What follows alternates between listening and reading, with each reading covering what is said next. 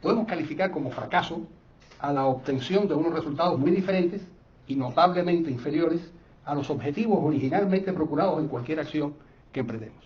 Ahí es cuando tenemos la constancia y la noción de que hemos fracasado. Y de alguna manera, esa es la historia de la Revolución Cubana, una creciente sucesión de fracasos magnificados por el desproporcionado tamaño de los objetivos que sus gestores se habían propuesto, pero invariablemente ocultados bajo una montaña de sofismas. ¿Cuáles eran los no siempre revelados objetivos de Fidel Castro y de su pequeño grupo de seguidores e íntimos cómplices el 1 de enero de 1959? Entendámoslo.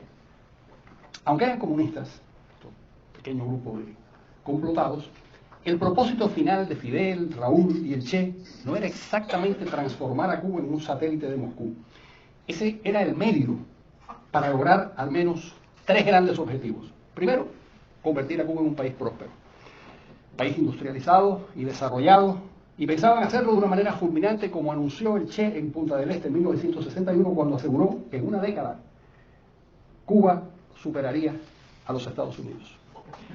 El segundo objetivo era situar a la isla en el centro de la lucha antinorteamericana y anticapitalista, ungiendo a Fidel Castro como el líder de esa batalla en el tercer mundo.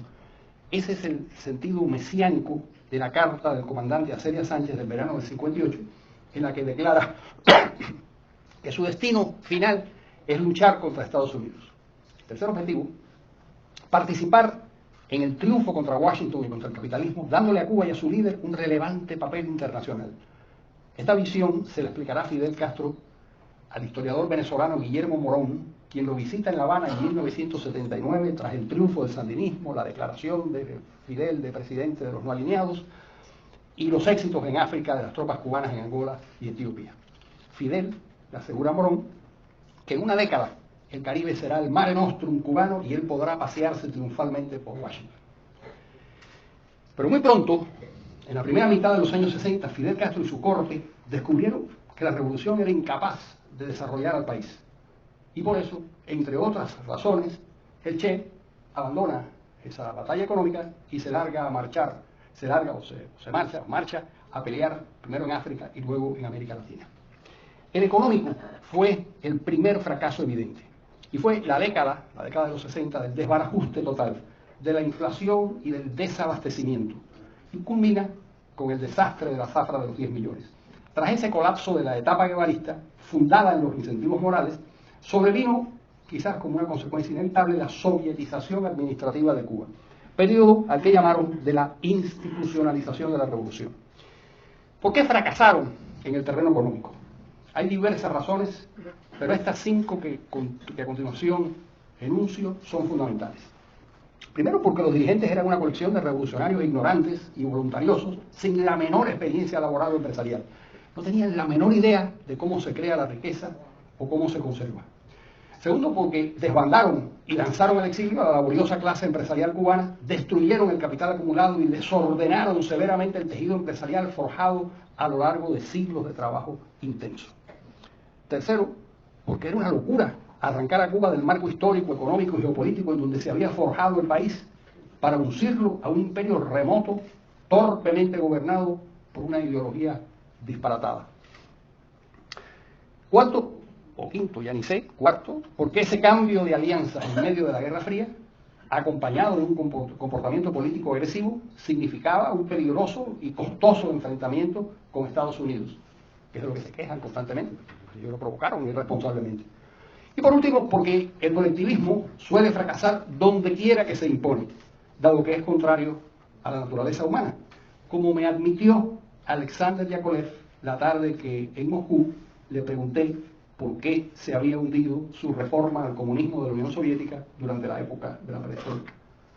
Después de meditar un rato y golpearse la pata de palo con la pipa que fumaba, me dijo, bueno, porque es que la verdad que el comunismo no se adapta a la naturaleza humana. Me costó unos cuantos años averiguarlo. En todo caso, Fidel y su corte, a partir de cobrar conciencia del inocultable fracaso económico, eliminaron los objetivos del desarrollo y la industrialización, refugiándose en supuestos logros sociales: niños nacidos vivos, niveles de escolaridad, acceso a cuidados de salud y triunfos deportivos. La batalla por desarrollar a Cuba se trasladaba a una discusión estadística bizantina donde el régimen de los Castro intentaba justificar la dictadura eligiendo arbitrariamente ciertas dudosas informaciones estadísticas, casi todas ellas desmentidas en los estudios de Carmelo Mesalago, donde comparaban los logros de la revolución con lo que sucede, por ejemplo, en Holanda o en Bélgica. Objetivamente, el país estaba y se está cayendo a pedazos por la terrible improductividad del sistema y la incapacidad casi asombrosa de sus gerentes. Pero se les exige a todos, dentro y fuera de Cuba, que se juzgue a la revolución por el número de analfabetos o por informaciones sanitarias sesgadas, ignorando deliberadamente que, juzgada por esos mismos parámetros, la Cuba prerevolucionaria hubiera sido catalogada como un país del primer mundo, como puede confirmar cualquiera que se asome al aséptico Atlas Económico publicado por Ginsburg en 1953. Fue el país número 24 en el mundo, de acuerdo con ese Atlas de Ginsburg, que mide 15 categorías. Y es un atlas muy serio.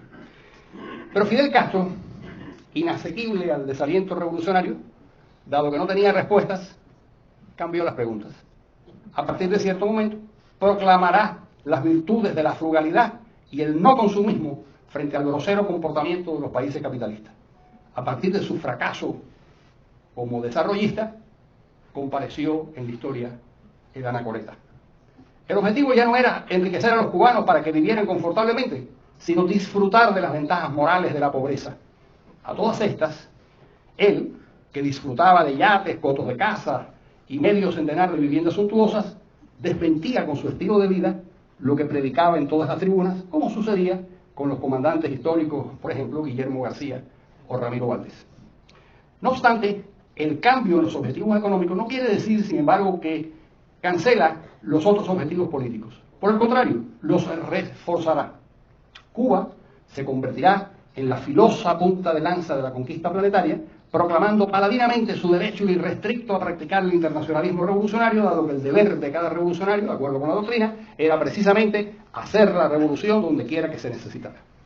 Durante 30 años, Cuba adiestra, protege y ayuda de diversas maneras a guerrilleros y terroristas desde el Chacal hasta las FARC, o utiliza a sus propios soldados en prolongadísimas guerras africanas que comienzan en el Magreb en los años 60 peleando contra Marruecos y luego siguen Angola y Etiopía en la década siguiente.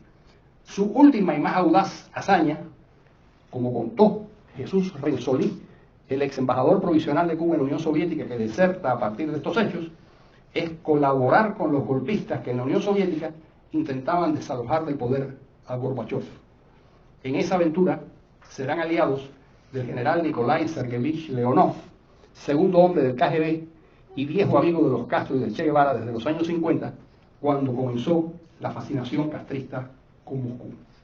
Esa historia es muy interesante.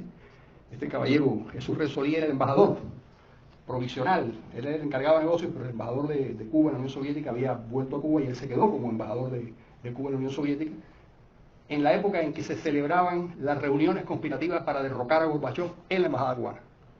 Entonces, cuando él se vio como parte de esa historia asombrosa de Cuba tratando de cambiar el destino de la Unión Soviética, desertó y se fue y contó esa historia con un cierto sentido común y además desfavorido por lo que acababa de contemplar. La llegada de la perestroika, el derribo del muro de Berlín y la desaparición de la Unión Soviética, del bloque socialista y del marxismo-leninismo como referencia ideológica razonable, hicieron entonces fracasar los objetivos políticos e históricos de la Revolución Cubana. Pero de la misma manera que en los 60 Fidel Castro y su camarilla cambiaron los objetivos económicos, a partir de los 90, a regañadientes, cambiaron los objetivos políticos e ideológicos para justificar la estancia en el poder del mismo núcleo gobernante. Modificaron la Constitución de 1976, entonces reclaman el nacionalismo como fuente primigenia de inspiración revolucionaria, buscan su filiación en los mambises y declaran que el objetivo es salvar a la nación cubana de un zarpazo imperial norteamericano. De paso, anacrónica y abusivamente, desempolvan al pobre José Martí, un liberal decimonónico que amaba la libertad, y le asignan la responsabilidad ideológica final de una revolución totalitaria. Como han desaparecido la Unión Soviética y el marxismo-leninismo ya no existe, no es posible insistir en la conquista planetaria en ese momento para implantar la justicia revolucionaria. Ahora la coartada de la revolución será otra: presentarse siempre como víctimas del embargo y del acoso americano y salvar a la nación cubana de la voracidad imperial de Washington. Según el nuevo discurso revolucionario, solo la unidad tras el líder y el partido son capaces de preservar a Cuba como una entidad soberana. Por otra parte, inventan una nueva variante económica del comunismo, el capitalismo mixto de Estado. El gobierno se asocia a empresarios extranjeros para explotar la mano de obra cubana en empresas público-privadas. Simultáneamente, y dentro del mismo espíritu de Estado patrón, pero más cerca del esquema de los negreros de la época esclavista, el gobierno cubano arrienda grandes cantidades de trabajadores a los países extranjeros que pueden pagarlos. La mayor parte son profesionales de la sanidad, pero también hay entrenadores deportivos y toda clase de especialistas. Es el periodo especial y todo vale para sostener a la dinastía familiar de los Castro. Incluso tratan tibiamente de alejarse del colectivismo y convierten las granjas del pueblo, que eran verdaderas comunas asombrosamente improductivas, en cooperativas agrícolas.